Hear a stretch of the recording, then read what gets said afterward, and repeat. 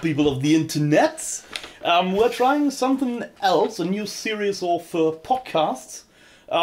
We're both quite big comic book fans, and if you're asking who... A little bit, just a little bit. The small Matt here and me, the critical villain you all will one day call your mighty overlord. But for now, you can call me Bob. Hi. Stop chewing the scenery, please. You're not Brian Blessed! Oh yeah, the almighty. So, what we're wanting to do is to take a look back at comic book movies and that weird time between the Silver Age, where comics were just weird silly, and goofy and... silly, and the Dark Ages of the 90s and the early 2000s, where comic books were just depressing and had too many pouches and shoulder pads. Yeah, but then of course, approximately during the mid-time of the noughties, we entered the so-called postmodern age, although some people who go by a different timeline call it the Iron Age of comic books. You have to speak a bit louder, you can see this scribbly bibblies. I don't like to scream. You're not people. Screaming, you're talking in normal voice. You're always mumbling. Okay, yeah. So, you were saying? What did I want to say? Oh, right, yes. The weird time between the late 90s? Actually, no, yes. That was the Dark Age of comic books, which, for the most part, was pretty fucking terrible. Although there are a couple of exceptions. Yeah, but they are very few and far between, especially when we're talking about mainstream superhero comics. But like I said, approximately from, early 2000s to mid-2000s at the latest, we had this big upheaval, this big change again, especially in mainstream superhero comics, and entered the so-called postmodern age of comic books. And at the latest, from this point onwards, especially mainstream superhero comics became a lot better all of a sudden again, especially with the advent of the Ultimate Marvel universe. Once that became really, really fucking big, that was a big fucking component. Surprisingly dark, but in contrast to the Dark Age of Comics darkness, not this emo boohoo everything sucks, I'm so mopey dark, but just a dark world which was well written.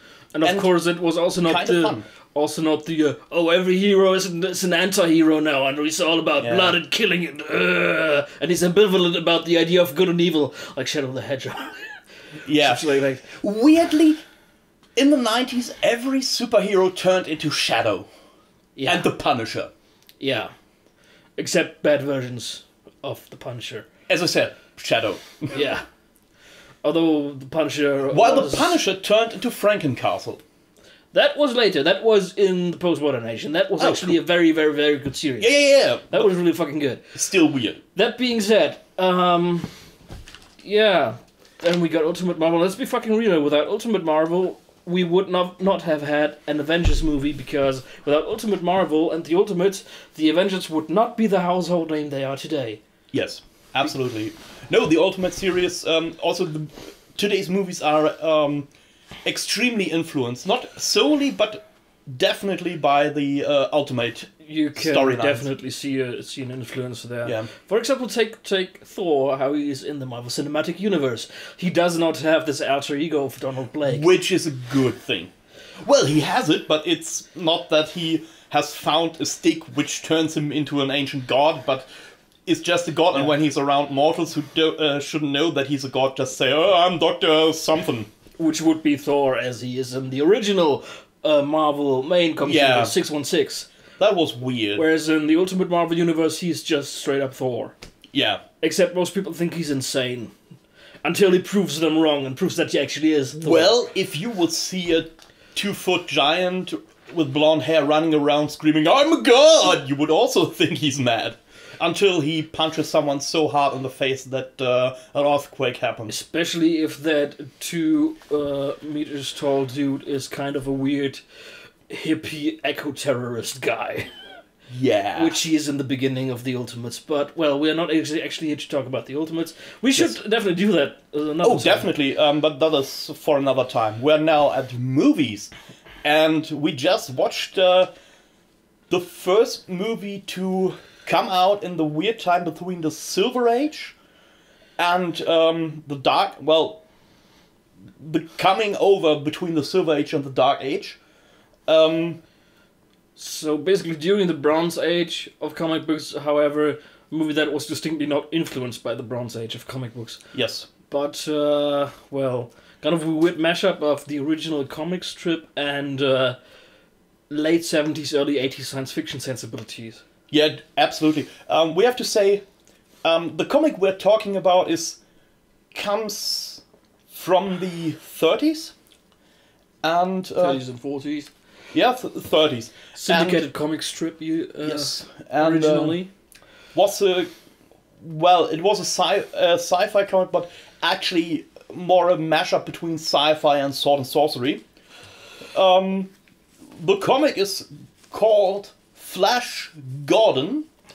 You might have heard of it, you might not have. Might have heard of it. Actually, well done, the comic. Spawned a lot of series, movies, and other stuff. I think even action figures. Possibly. I know there was an animated series, but that was. There were multiple animated series. Yeah. And they weren't actually that bad. Weirdly enough, this was, I think, a weird choice for the time. At that time, especially considering that the property wasn't really all that hot. Yeah, during the early 80s, like, I mean, yeah, people still knew the name Flash Gordon. I think the comics even was still in syndication. I don't know. Yeah, and also there were a few black and white series and stuff like that, but it wasn't a hot topic. It came more or less out of nowhere. But that's not necessarily true, because you have to consider that this is very shortly after Star Wars. So yeah, no, but you know what I mean. Yeah. It's yeah, sure, there was sci-fi stuff, and Star Wars launched actually the blockbuster, more or less, as we know them today. And but, of course, the important thing is that Star Wars made science fiction as a blockbuster genre acceptable and respectable. Yeah. But it is still, Flash Gordon is still a more or less weird choice for the time. Star Wars was also around the time. I just said that. You're right, I'm stupid. Do you mean Star Trek? No, I meant Star Wars, but I thought you had said Star Trek. You are an idiot. No, I have severe ADD. That makes me seem like a stupid person. Good. Yeah. So the plot of Flash Gordon is, if we can call it a plot. Oh. It is a plot. Yeah. And it's actually quite complex. Except, a lot of the twists and turns are not really all that necessary, but hey, there you go. Yeah. Well, it starts with something happens on Earth. Earth is getting attacked. Quarterback crashes into a science lab. Crazy science man kidnaps Quarterback and his girlfriend to go into space. Jabs them into experimental spacefaring device and shoots them into a wormhole with himself on board. Yeah, actually, I think his goal was only to escape to space, but then they fly into this wormhole. Yeah, well, so in the movie, I actually don't remember what exactly his plan was in the comic strip or in the animated series, but in the movie his plan was actually to save Earth because he was telling everyone who would listen for years at that time that an attack from space is coming, and he was just, oh yeah, that crazy guy again. And he was actually right. Actually, my first note that, yes, we made notes about this movie. Yes, my first note is Ming has a natural disaster machine. Yeah, the first thing you see is a more or less cliched aiming screen, like in a video game, and under that are multiple buttons with hundreds of natural disasters, and my first thought was, I need a natural disaster machine. Yeah. And Matt thought, earthquakes, tornadoes, tsunamis, volcanic eruptions, earthquakes, everything. Even things that are not natural disasters, like hail. No. That is actually no. I meant hot hail. Yeah. Oh god. Yeah. What the fuck is hot hail? He's literally throwing down space rocks that makes things start to burn. No. It gets better. So the thing is, let's more talk about how the movie starts. So that happens. Then the absolutely perfect soundtrack starts. Queen. Flash. Well, I'm not Freddie Mercury, as you can hear. Well, it is supremely timed. It is Queen. They were friggin' awesome musicians. Yeah, come. Stop milking Queen. No. I need to. No, we can go on. Get on with it. We're already 10 minutes into this, and we have after a few minutes, the names came and the Flash came, and actually pretty cool intro sequence which referenced the comics and characters and designs in a really cool way. I'm actually not sure that those were the original. I don't know if movie credits. They were rather long, like 3 to 4, maybe even 5 minutes, but they were pretty fucking good. Yeah, very good credits. Those were the original credits, maybe with a bit add-on, but. I mean, it has been ages since I last saw this. Yeah, that's true. So I don't really know. And then Matt read something that made him giggle. He read the name of the almighty Brian Blessed, our Lord and Savior. Oh yeah. Whose beard is chewing everything scene he's in. And actually, no, it's not the beard. It's himself, but the beard is just not helping. This manly face hair. I always. You're just jealous. You're just jealous because you can't grow facial hair. Even if I could, I wouldn't be that manly. But yeah, my second note is Dr. Zarkov is a cool cat. Everything he does is awesome and smooth. Which is not the next thing that happens, because we see our titular hero, Flash Gordon. The American Dream. The American Dream. Good looking. Well-built football quarterback. Yes. New York Jets. International star. On the cover of People magazine. Private jet. Yep.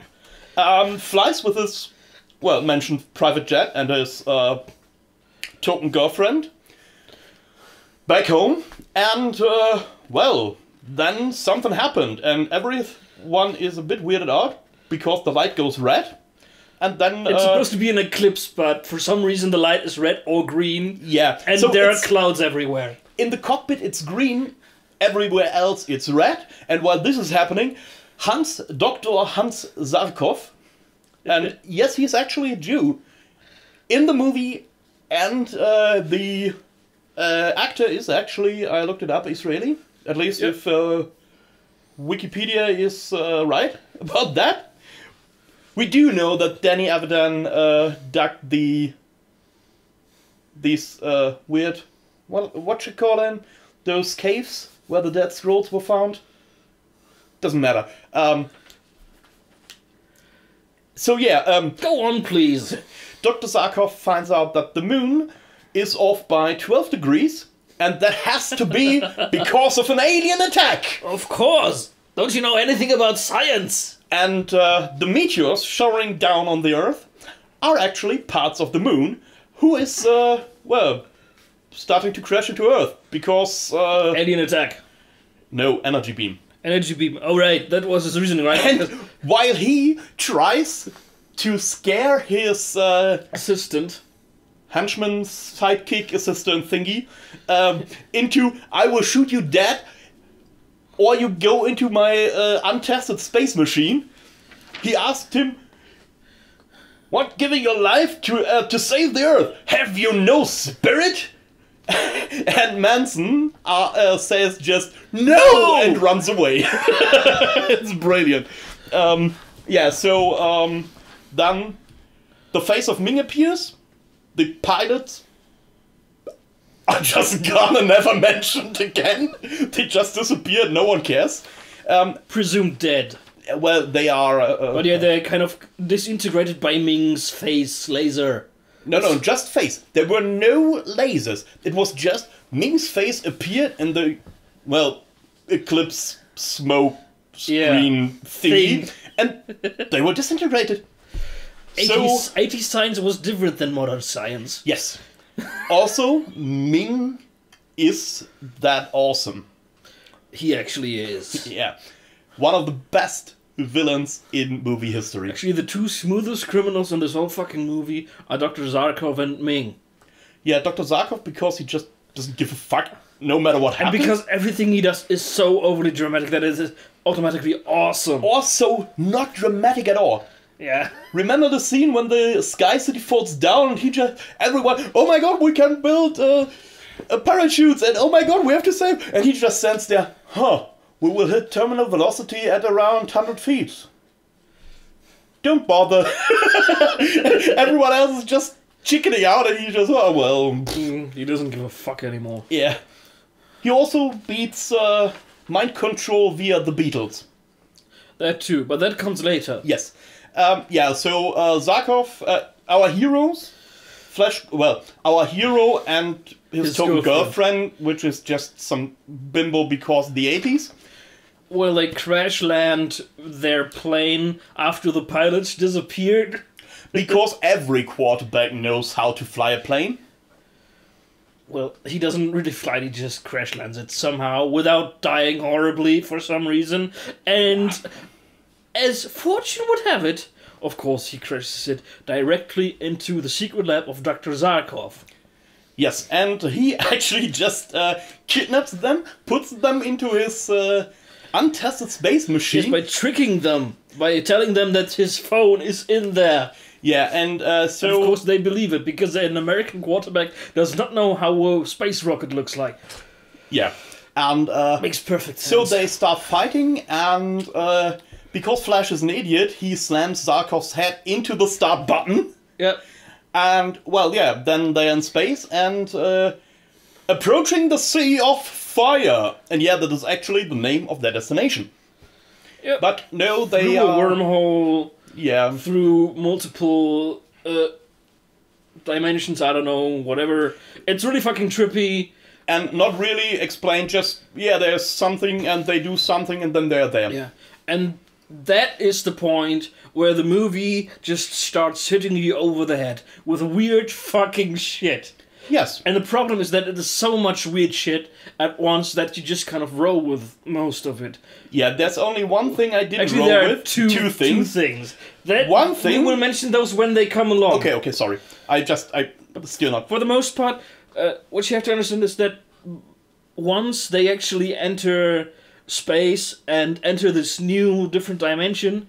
All Earth logic is gone. Yes, and everything looks very... like a super exaggerated caricature of communism, basically. Don't get us wrong. The costumes are really cool, really great. Yeah. I don't personally like the color scheme, but it fits, especially because of the Red Scare shit and such. There's gold, red, and that's it.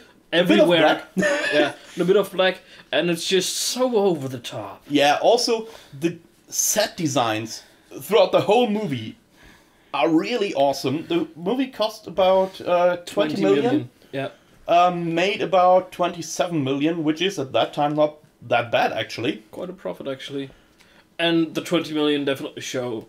Yeah. You can see that in the sets. They really used it well. Also, for some reason, vaguely East Asian design.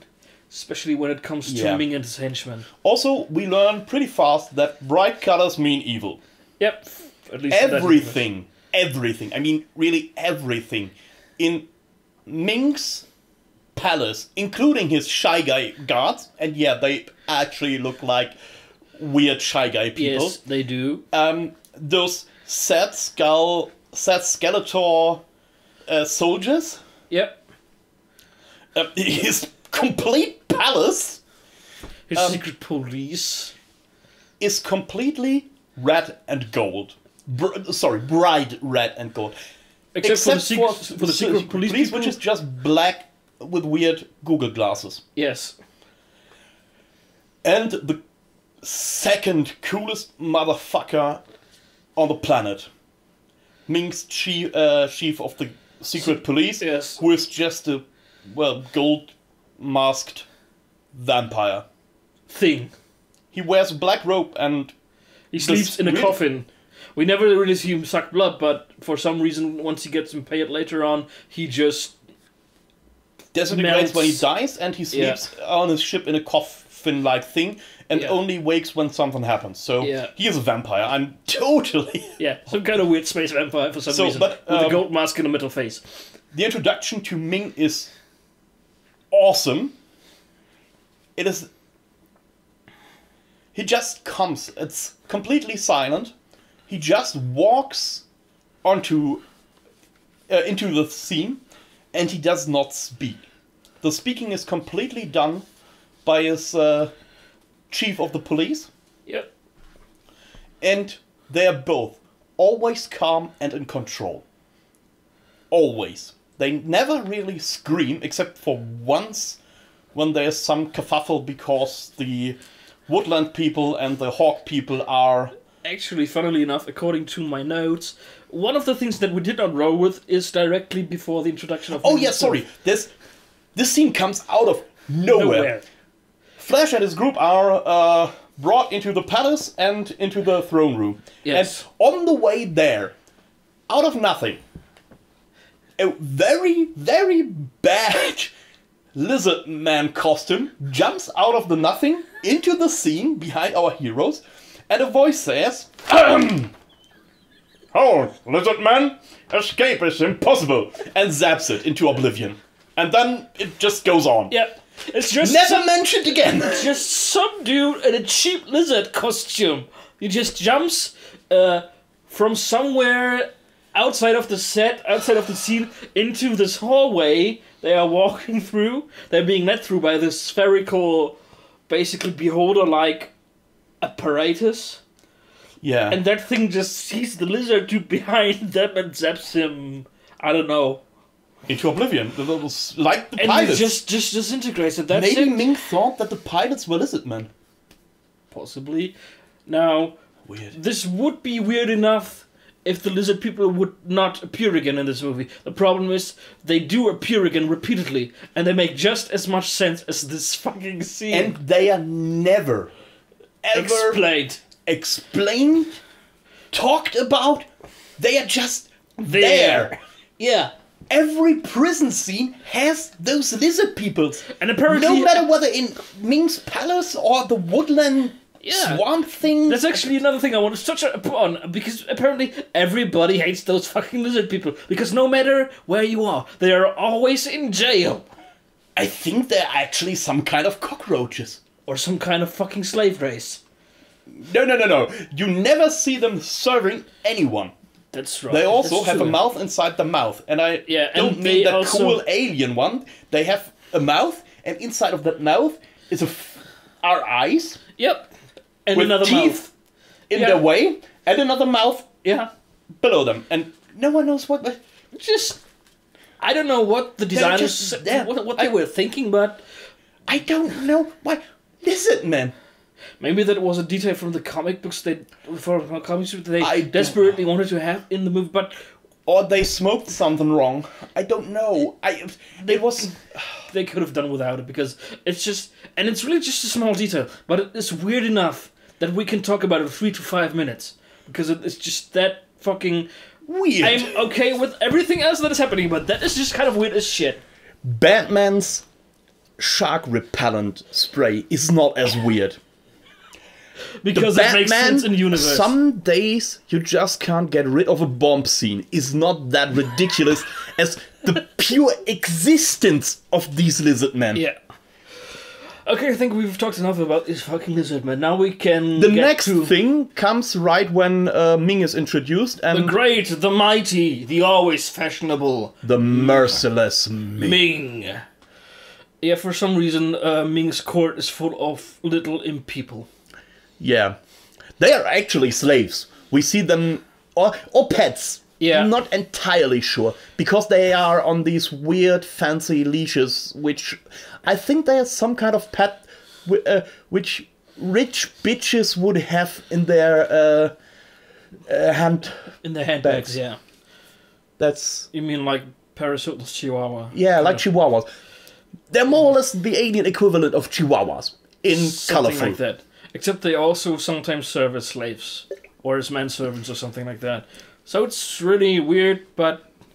Yeah, for some reason there are little people everywhere. Everywhere. Everywhere. And we don't get that these days. The only little people I know in movie history in the last few years is Peter Dinklage, and I'm happy that he's there. Yeah. But yeah, I don't know. Then again, none of the small people have speaking roles in Flash Gordon, so yeah. Yeah. They're just background extras. True.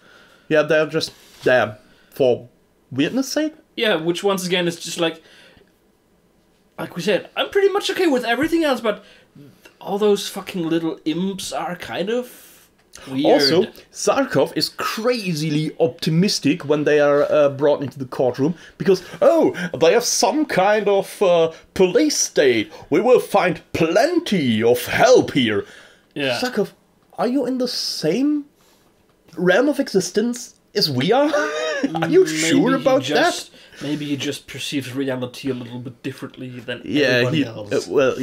He is. It's weird. But yeah. So then we're introduced to Ming, and actually the complete theme of his rule in a very well-directed and well-shot scene.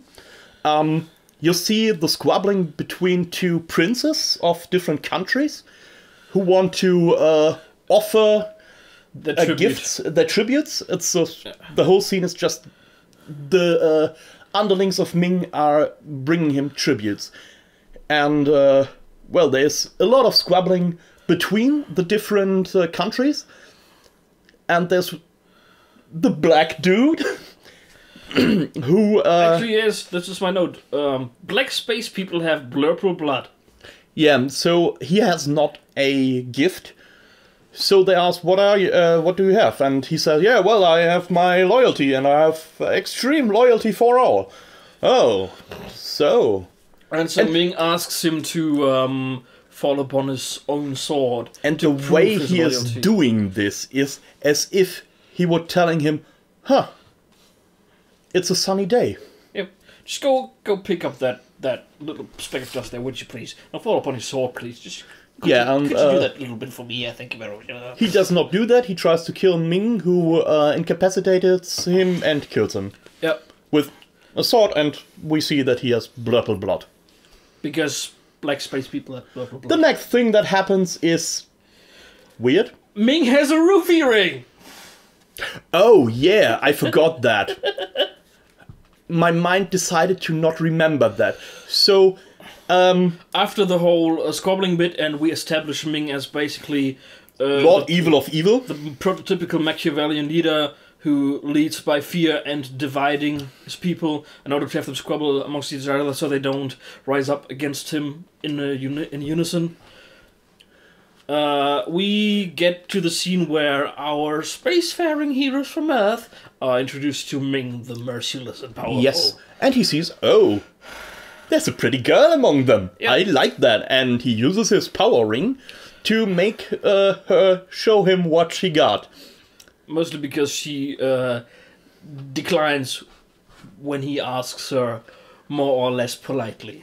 Yes, he asks her, show me what you got, bitch. More Not in word, but in spirit. Yeah. And she says, no. No. So he uses his rape ring. Man. And it's not that much of a scene. She just, dances a bit, I would say. And then with a red glow. And then everything is fine again. And then she mimics hugging somebody. Yeah. And the reaction of Flash Gordon is priceless. She falls into his arms a bit, confused. And asks, what happened? And he actually, with a straight face, says, I don't know, but it was pretty sensual. You fucking asshole. Yeah. And then comes the sexy princess. So you mean the town bicycle? No, she's not the town bicycle. She chooses who gets a ride. Oh, you mean the expensive call girl? No. Yeah, I mean the strong, independent woman who knows what she wants. So yeah, Ming's daughter is a whore. No, she's not a whore. She's a strong, independent bitch who knows what she wants. Well, she is a bitch. She lies, she tricks, she murders, she tortures, and she poisons. She just likes to basically fuck everything male. No, just Flash Gordon and the prince. Because, well, Flash Gordon is, as we said... And the doctor who helps her fake Flash's execution. Yes. Well, no, that is never clearly said that she did fuck him. It's never said. But she kisses him, and she promises him to see him again. You didn't notice that because you were busy writing your... No, that was the doctor. That was a scene that you missed because you were busy writing in your notes. Huh. Yes! Well, but they didn't say that she fucked him. It's heavily implied. And he was not ugly. No, he wasn't. Doesn't matter. What assumes is a football game with weird green eggs? Space eggs? But actually before that, Flash gets the shit beaten out of him very unceremoniously. No, that is afterwards. That is before that because he has to get the football thing to power up to get a second wind. Yeah, right. That is actually the mushroom. Yeah, because well, basically, I don't know. I think Ming asks them to swear fealty to him.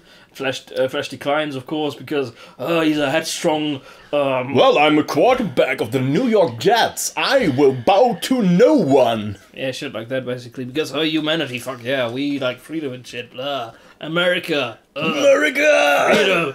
Freedom. Gets the shit beaten out of him by basically Ming's space putties. Yes, Power Rangers reference. Yeah, those with the sad skull faces.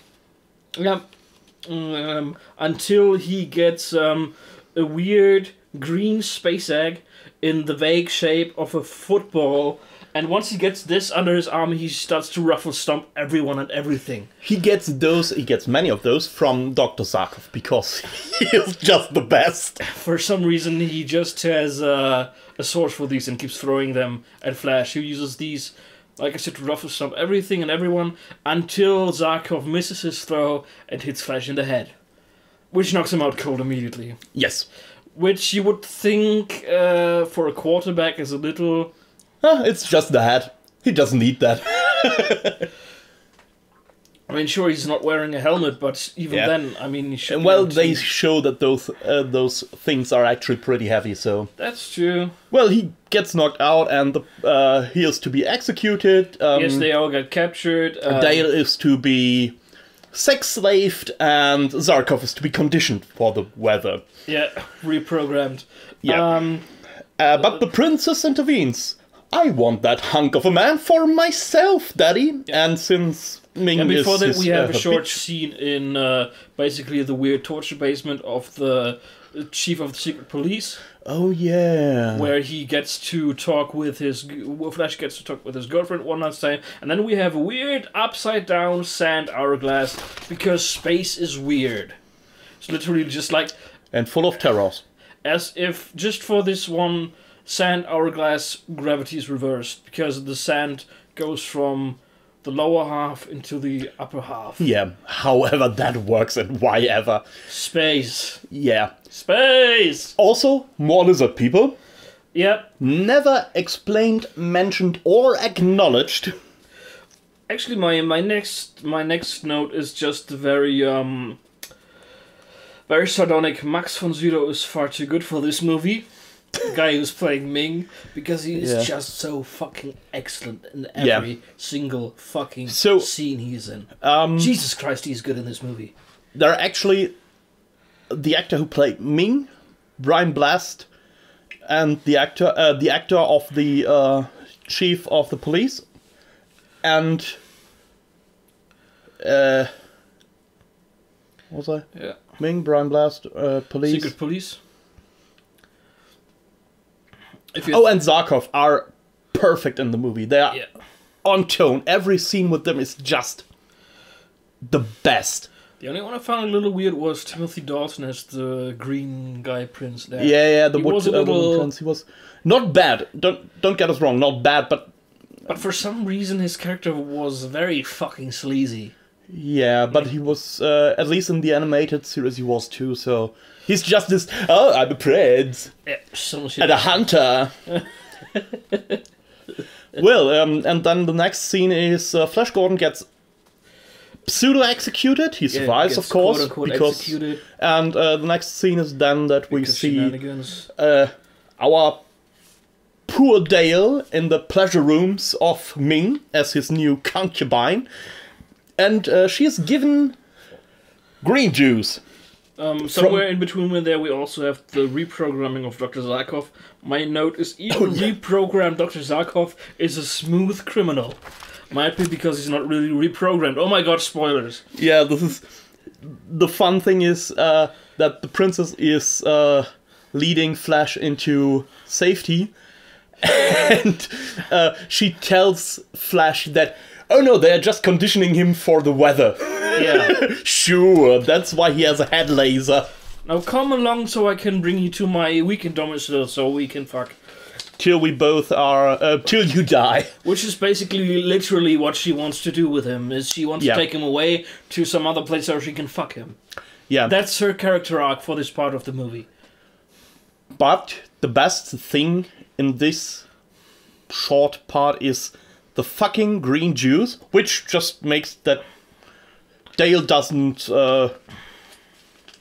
gets high and is not very upset about getting raped by Ming. Yeah. Which is, I don't want to say not that bad, but they're basically giving her super roofies. No, it's not roof. It's where she stays kind of sort of conscious during conscious it, and horny, but doesn't forget. But she just it's just not as bad for her. But it's still rape. It's still rape. So we don't have to discuss that. So and again, the movie has a very, very, very weird relationship to its female characters, mostly because it was the 80s, so they're not very well written at all. And the one big fight scene between our two female main characters, which is the just girlfriend, a bimbo fight, and Ming's daughter, not because Ming's daughter is that badly written, but because our female protagonist is that badly written. Yeah. And they fight over Flash. They fight because Dale thinks that Aura is still, oh, you're evil. No, I'm a slave here. My father kicked me out. Fuck you. Yeah, and then they talk about Flash. Yeah, and then they talk about Flash because, well, he's Flash Gordon. Yeah. Quarterback of the New York Jets. So yeah, the female characters in this movie. But the origin of the green juice is the galaxy of pleasure. Yes, millions of people died to bring you this drink from the galaxy of pleasure. That's like I want to live in the galaxy of pleasure. That's like the thousands of Bothans died to bring us these plants from the Death Star. Bothans are not very good at anything, are they? Apparently not. So yeah. So that's that. They have some weird rape juice from the galaxy of pleasure. Yeah, so while Flash is driving away with Miss Princess, he gets her to use the telepathy device to tell Dale that he's still alive while he's making out with the princess. And while Dale is still high on green rape juice. She got surprisingly fast sober. Yeah, it's still weird. She's kind of lounging around with the sort of hangover still kind of nebulous from the stuff, but she sobers up really quick, but is still kind of dazed. So just a tip, what I learned from the movie, if you are telepathically communicating with someone, don't make out with a girl while you're doing, especially if you are communicating with your girlfriend, because your thoughts will get interrupted. Yeah. Oh my god, that girl is making me really hot. What did you say? That was not meant for you. Just forget it. Just forget. Which is literally dialogue. That is more or less the dialogue from the movie there. Yeah. It's super funny. Supreme. So she drugs a slave girl dresses her in her clothes, and runs away. She tricks her into drinking the green rape juice, dresses her up in her dress and runs away. Knowing that the girl will get killed for that. Probably, because Ming is Ming. Yeah, and our she actually heroine, tells everyone. them. Yes, our heroine. Then she meets up with the newly conditioned Dr. Zarkov, who gets the order to let her out so that we can find Flash and the traitorous traitor. We then are informed that Dr. Zarkov is actually not conditioned, because every time they tried to condition him, he thought about the Beatles. And kept reciting Einstein's formulas and Shakespeare's... And Beatles. Dramas and stuff like that in his head, so they could not recondition him. Yeah. Because apparently Earth is the only culture that has actual culture. Apparently all these other spacefaring civilizations don't really have, I don't know, music or books and literature and stuff like that. Why would they? They have Ming. And war. And wood beasts. So, coming to the next part, the princess brings Flash to the swamp wood people to hide Flash there for some time. She actually wants to marry their prince, who is not very pleased about the cock I'm that's not brought very to him. amused. And we see their rite of passage for young adults. And I have to say, it's not the stupidest thing I have seen in that regard. It is, well, you have this big lump of wood, and inside of that, there lives a beast whose sting will make you insane and then kill you. In a couple of days, yes, something like this. And you have to reach in, and if you're getting stung, you will die. Surprise. And if not, you are an adult. That is not the most efficient way, I think. It's pretty fucking dumb, but it's not as dumb as putting on a glove filled with bullet ants. Mm-hmm. Because, the most painful sting in the animal kingdom. And the pain will go on for hours. Yes, and can I be serious for a second here? Real talk, people, you know. There is a reason why we used to call these people bloody savages. Yeah. Don't do that to your children. No, I mean, right of down to passage, my fucking ass. You don't fucking do that. No. Who is willingly getting stung by a bullet ant? Oh, I know actually at least one person. Oh, you mean the guy who tried to measure the pain? No. I mean, I actually know a guy. You know him too. Mickey? Oh dear. He ordered bullet ants as pets. So he is a biologist, and his specialty is ants, and he is a bit stupid. As pets. Okay. Yeah. To the next item on the list, please. The prince puts Flash into a cage and dips him into the swamp. This is where my next note comes in. This movie has a weird fetish for people in bad lizard costumes. Yeah. Because guess who we see again? 3 lizard people, and we have no clue why, where, They're just how? in this weird fucking cage that they're hanging from the trees to sink it down into the bog. And for some reason, after that scene, we never see them again, so we can just assume that they drowned. Yeah, they're dead. They're definitely dead. There's no question. They're dead. Also, the guy that was there with Flash is also dead. Yep. He never came back. Oh yeah, and then assumes the dig measuring contest between the prince and Flash, because they meet up at the place with the wood beast. Well, actually, one of the other quote-unquote prisoners who was sent down into the bog is apparently a secret agent of the prince who tricks Flash into breaking out and entering their quote-unquote sanctum, where this wood beast in his hollowed-out trunk is. And foreigners are not allowed to enter this sacred hollow, and if they do, they are forced to take the test or die by the sword. Shit like that. Yeah, as everyone else in that culture. And since Timothy Dalton, I don't know the name of his character, the Prince of the... Prince Douche. Exactly, Prince Douche. Prince Lederhosen. Very nice. Promised to Ming's daughter that he's not going to kill Flash. He basically says, well, I promised her not to kill you unless you beg me for it, so yeah, now you're going to stick your arm into this. Yeah, and Flash says, no, I won't, I'm not stupid, are you crazy? And then the prince sticks his arm in and, haha, I have the bigger cock, she wouldn't fuck you if you can't do that, and so they go on for some while. This is literally the basis for their conflict in this scene, is that the prince goes, you're such a fucking pussy, look, I'm doing it, sticks his arm into this fucking wood beast trunk, and so Flash is like, well, I got a bigger cock than you fucking pussy, and sticks his arm into. There's no fucking basis for this fucking stupid right, except for this dick measuring contest. Yes. This is literally the only fucking reason. This is so stupid. One of the most legendary scenes of this fucking movie. Yes, actually, yeah. It is a good scene. But it's still really fucking stupid. Yeah. It's really fucking stupid. And it is resolved with Flash tricking the prince and running away like a bitch. Yeah. Not that he has much of a choice. Actually, that was a pretty smart play. Yeah, that Probably was one of the smartest plays he has done so far in this movie. The smartest play he has done so far in the movie. Yeah, pretty much. We're talking here about a guy who thought that, that spaceship looks like a telephone booth. Yep.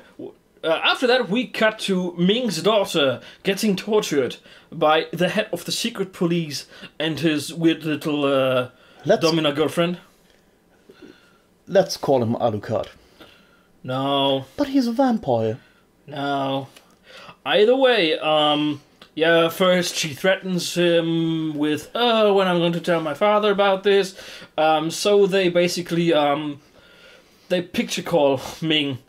And Ming, the always fashionable, is fabulous even when he is just snacking on some space snacks while watching his daughter being tortured. Which is literally what he's fucking doing. He is looking like he is posing to be painted in that moment while snacking. And then, shall we execute her? No, that is far too good for her. Banish her and make her wed some buffoon. Yeah. It's some shit like just that. This gigantic sign. Yep, still evil. Yeah. Brilliant scene again. Brilliant scene, but god damn it. Oh yeah, and the prince just realized, that damn woman, she's using me again. No shit, Sherlock. She told you that she's using you. In the meantime, what is the name of Flash's girlfriend? Dale. Dale and Dr. Zarkov. Well, let's just call her Bimbo because that's what she is. And no, I'm not being misogynistic here. She is just a bimbo. She's a terrible character, let's be fucking real, she is. She's like Indy's Willy. Yep. That came out wrong. Quote that out of context. Dale and Dr. Zarkov have quote-unquote escaped, but were escorted to the city of the Hawk people. And, seemingly they were just filming Brian Blessed joking around while eating. Yeah, on set with the other people while in costume. At least that's what it looks like. Because, let's be fucking real. If you have Brian Blessed in your movie, that's all you need to fucking do. Just let the camera roll and fucking pick it up. Let it go. Of course, then we have the obligatory Brian Blessed joke. This movie cost $20 million to make. Considering that Brian Blessed probably went through 3 sets worth of scenery per day, they got off pretty cheap. Yeah. And he does eat the scenery in every scene. Holy shit, is he chewing the scenery. And it is glorious. I love that man. Also, have you already mentioned that Brian Blessed is in this movie? He is the only male I actually would marry and fuck. And I'm not gay. And even after that, I won't be gay because he is Brian Blessed. Ultimate manliness of men. And such. Yes. That being said, yes, we have a nice little interlude where Brian Blessed is basically just being Brian Blessed, while Dale and Dr. Zarkov are trying to not be completely fucking chewed up. I have to stop you there. I just read my... I know what the next note is. No. I just read my note for the would-be scene between Flash Gordon and the Prince douche. Because of tits, men are playing gay chicken with Wood Beast. That is actually the most precise description of that scene. That's pretty much it, yeah. So, like we said, Flash runs away from that whole scene. Yeah, gets captured. They both get captured by the Hawk people. Yeah, and brought to the Hawk City, where Dale and Zarkov is. The Hawk people did inform Ming, because, well, that is Ming's concubine, and we could be eradicated if we not give it back. Yeah. Hey Ming, we found this. It's yours. Have fun. Don't kill us, please. So then Brian Blessed has Flash Gordon and Green Prince fight. Yes, while we see that Dark Cloak Gold Mask actually lives in a coffin. Yeah, or at least sleeps in a coffin. Yes. Brian Blessed wants to see a fight to the death, and Flash Gordon speaks the most redundant line I have heard in a very long time. This is a lunatic asylum. Really? Are there asylums without lunatics? Is that not kind of... I don't know, it's... Even then asylums it's are for... very... Yeah. Yeah.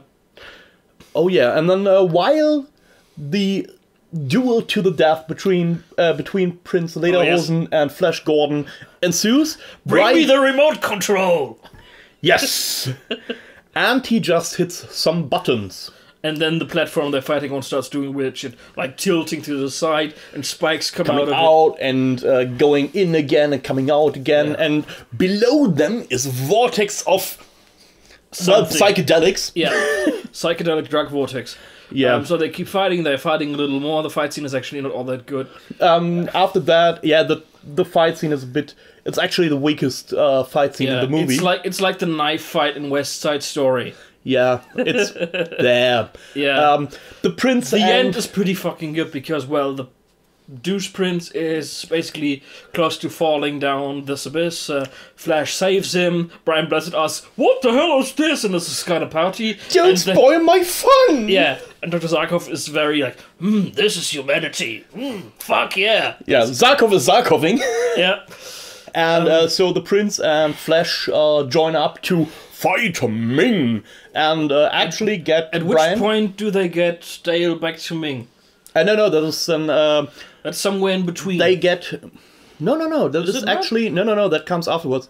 They are actually getting the Brian also to join up with them, but he says, I have to save my people, and flies off with, well, everyone except of the newcomers. Yeah, but then after Ming... Then Ming comes, talks to Flash, and catches all the others, and leaves Flash to die. We skipped the death scene of Goldface. Yes. He just basically arrives at the Cloud Palace. Yeah, so before Ming, the Goldface comes, Brian is still upset that nobody died, so Flash does him a favor and kills the Goldface, who is just confused because someone attacked him and that never happened before. Yeah, Goldface arrives, barks some orders around, nobody really gives a shit about him. Flash trips him, he falls on the spike platform, and Flash immediately fucking dies. Yeah, because spikes are coming out of him. And then he liquefies. And then they convince Brian Blessed that they should fight against Ming in unity. Sorry, yeah. And then we have all this other stuff happening, right? And then Ming arrives and makes Flash an offer which he can't deny. But he does deny it. Yes, so Ming offers him, well, you could, after I conquer Earth, you could be the king of Earth and under my thumb and rule and so forth. Yeah, and then you said you would take his offer. Well, it is a good offer. All you have to offer, to sacrifice is, well, a few thousand people, a few million people, and your girlfriend. I mean, a few billion people. There's still a princess there. No, so basically he does what the hero has to do. He says no. So Ming takes his prisoners and leaves Flash to fall down with the flying city of the Hawk people. But Flash finds a Well... What's it called? I forgot. Rocket Cycle? Rocket Cycle. Rocket Cycle. Yeah. So, basically, flying... I forgot what I want to Basically, say. it's a flying scooter with a bigger platform to stand on if you... Yeah.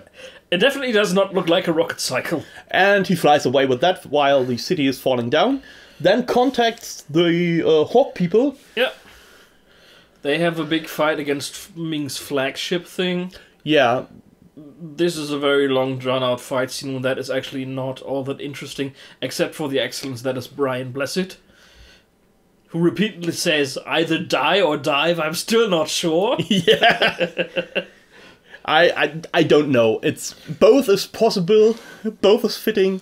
Yeah.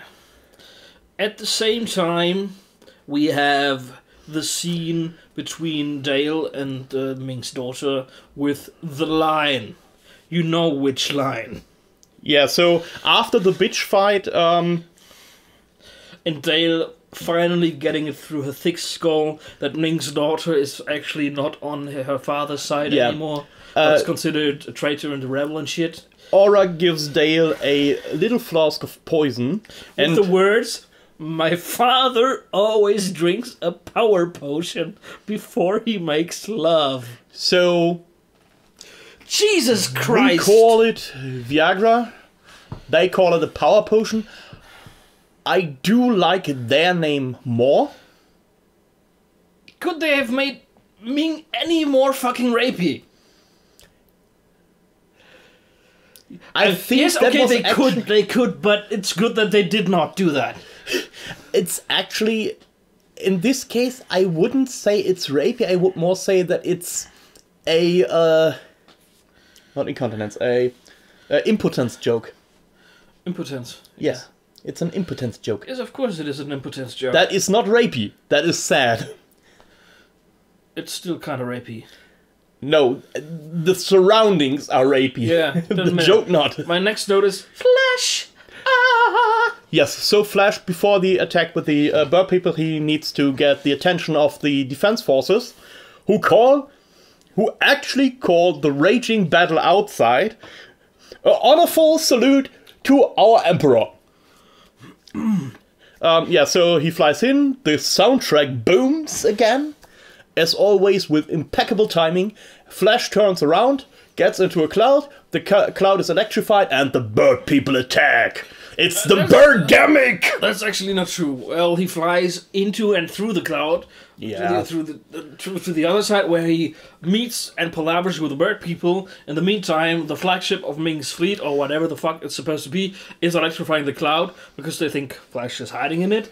When he doesn't fall out, they decide to follow him through the cloud. And that's when the bird people attack, by having the advantage of being able to fully view the ship that is just coming through the clouds with its visuals hampered. Except they don't do that, but they wait until the ship is completely flown through the cloud before they start their dive bombing attacks. And then they dive bomb the attack. Without armor. Yeah, and a lot of them die, because they're fucking dumb. And they have no armor. But also, you don't need pants in the Sky City. Yeah, but for some reason they still manage to... Overwhelm them? Overwhelm them and take over the ship.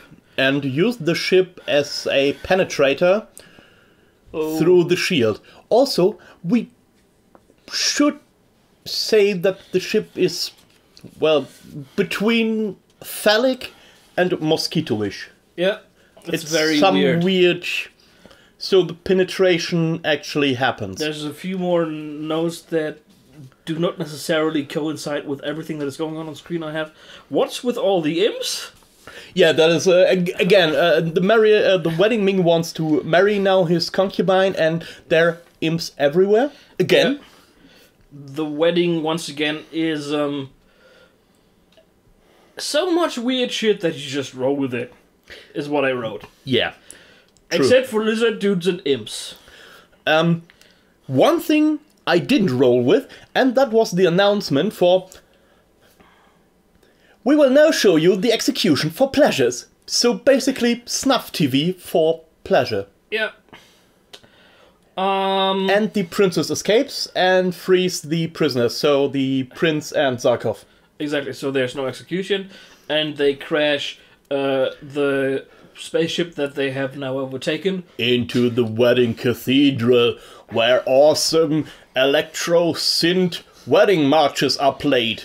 Yeah, and the next note is Ming gets, all capitals, death by impalement, fatality, disintegration. Yeah, In short, they impale Ming on the forward spike of his flagship. So he gets penetrated. Yeah. Also, Ming has green blood. So he might be a Vulcan. Yeah. Or, what are the other one called? I forgot. We'll just make... Doesn't matter right now. Yes, so green blood. Yeah. But Ming is not dead yet, because Ming the Merciless and powerful. Ming wouldn't be Ming if he would be killed by someone else. He actually says,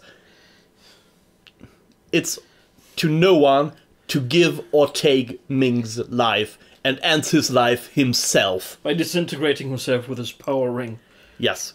And so the movie ends, all is good, all is well. But then, oh my god, sequel baiting! Somebody took Ming's ring. The end? Question mark? Bum bum bum! Yeah, so, how did you think the movie was? So let's make it short wrap up, because we are talking for quite some while, and I think someone gets bored. It's really fucking cheesy.